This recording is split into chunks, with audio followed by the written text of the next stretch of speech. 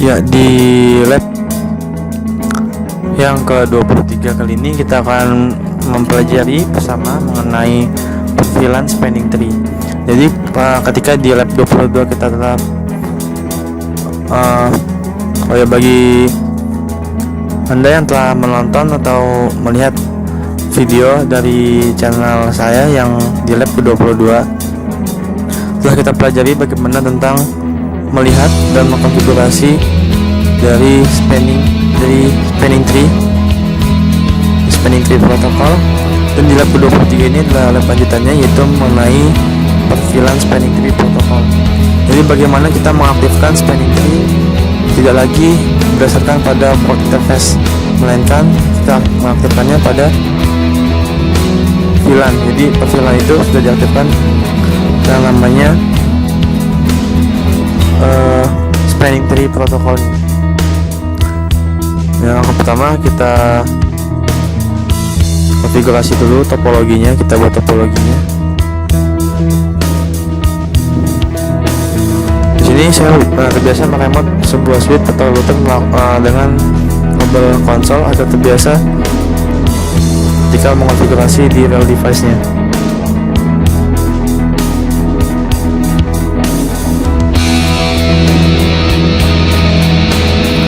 Di sini kita akan mengkonfigurasi terlebih dahulu switch 1.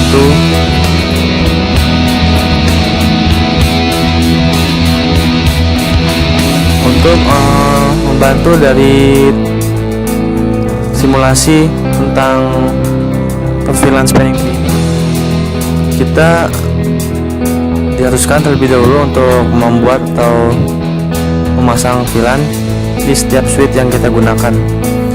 Jadi saya ganti terlebih dahulu dari hostname switchnya dengan nama saya. Lalu di sini kita buat terlebih dahulu VLAN-nya, VLAN 10 dan VLAN 20.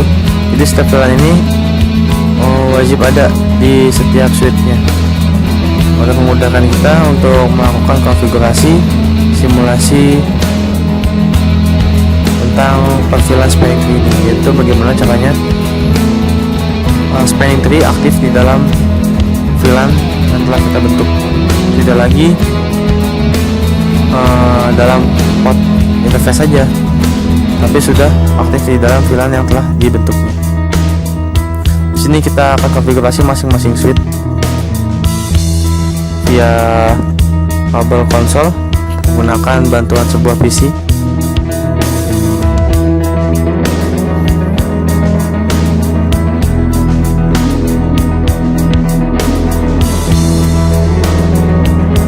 Di sini kita akan konfigurasi dengan cara membuat VLAN terlebih dahulu di masing-masing switch.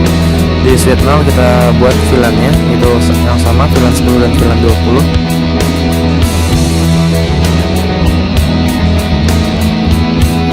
Untuk dari hostname bisa diganti sesuai keinginan kita.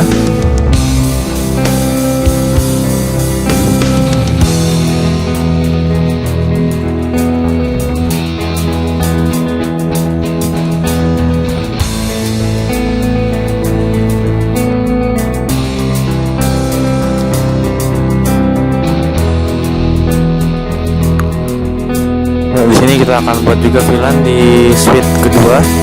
Di switch 2 ini kita akan buat VLAN yang sama, yaitu VLAN 10 dan VLAN 20.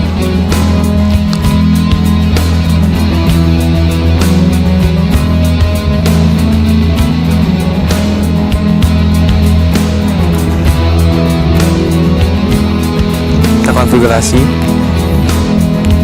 Nah, di sini diharuskan untuk mengaktifkan mode terang di setiap interface-nya, di masing-masing interface, di setiap switch yang terhubung. Di sini kita akan aktifkan dari interface FA0 1 sampai 2 di setiap switch, di masing-masing switch, untuk diaktifkan mode terangnya. Nah, di sini di switch 1 telah kita aktifkan mode terangnya, lalu di switch 2 kita aktifkan juga mode terangnya di interface FA0/1 dan FA0/2 nya.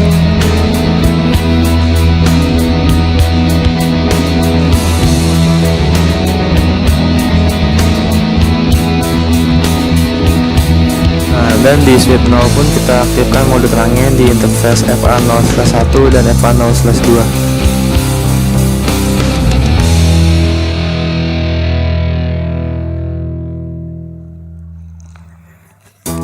Itu switch port, kita masuk ke interface-nya. Switch port mode terang.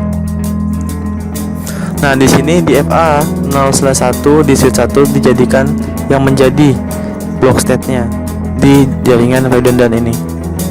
Jadi block state itu bahwa di FA0/1 ini di switch 1 di blok. Artinya jalur pengiriman paket data tidak bisa dilakukan atau tidak bisa melalui jalur FA0/1 di switch 1. Nah, kita cek spanning tree-nya di setiap VLAN dengan command sh atau show spasi spanning tree. Di sini kita cek satu persatu. Nah, di VLAN 1 yang merupakan VLAN di hold dari switch, status port interface-nya itu tidak memiliki status dan priority-nya 32769. Kita cek kembali di sini. Nah, di FA0/2 ini dijadikan sebagai root bridge, artinya tidak diblok ya.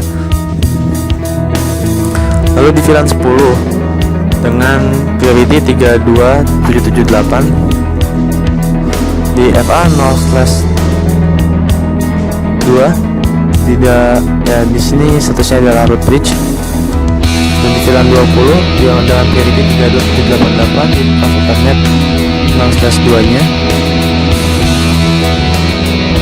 juga tidak memiliki status.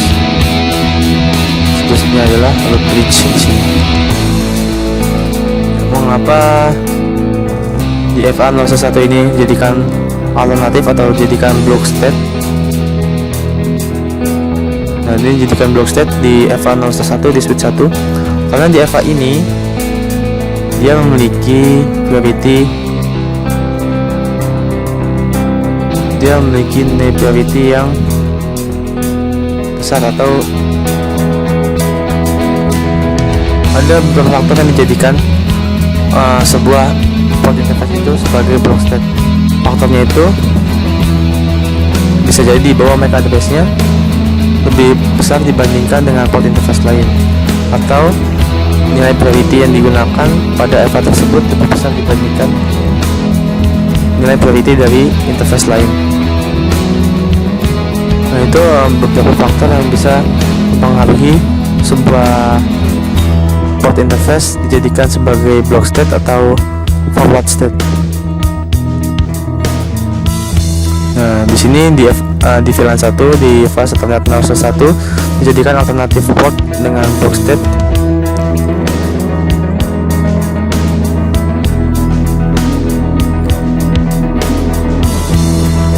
Di sini kita akan coba merubah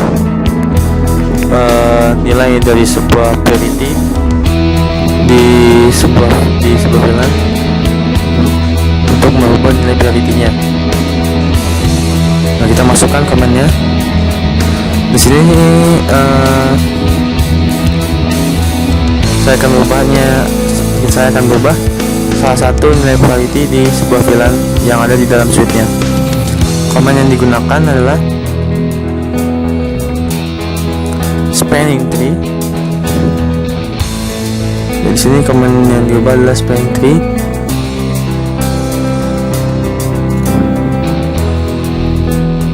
Spanning tree spasi VLAN yang kita tuju yaitu VLAN 10.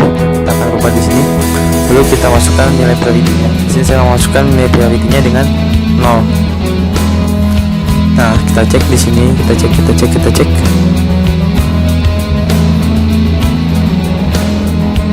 Nah, di dengan priority 10 di VLAN 10 menjadikan portnya sebagai root bridge.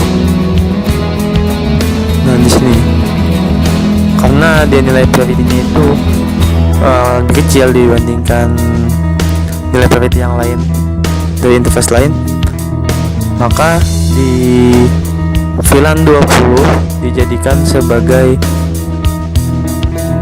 root bridge. Sedangkan di FA0/1 di VLAN 1 dijadikan sebagai alternatif port atau block state-nya.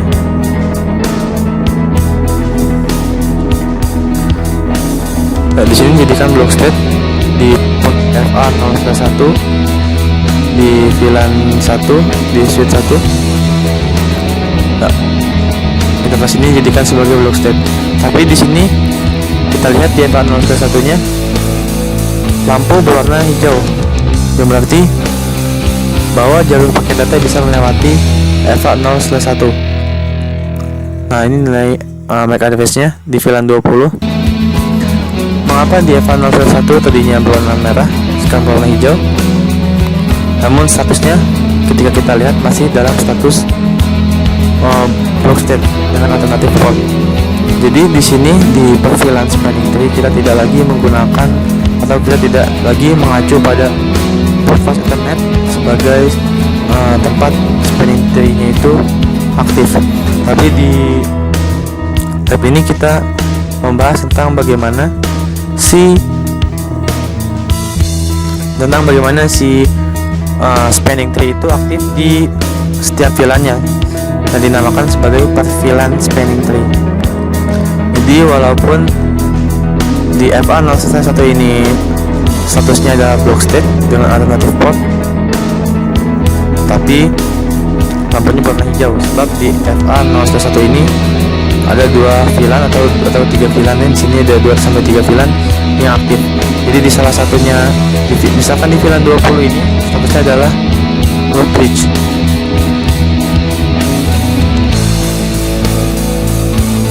Misalkan di FA0/1 ini ada 3 VLAN, di VLAN 1, VLAN 10, dan VLAN 20.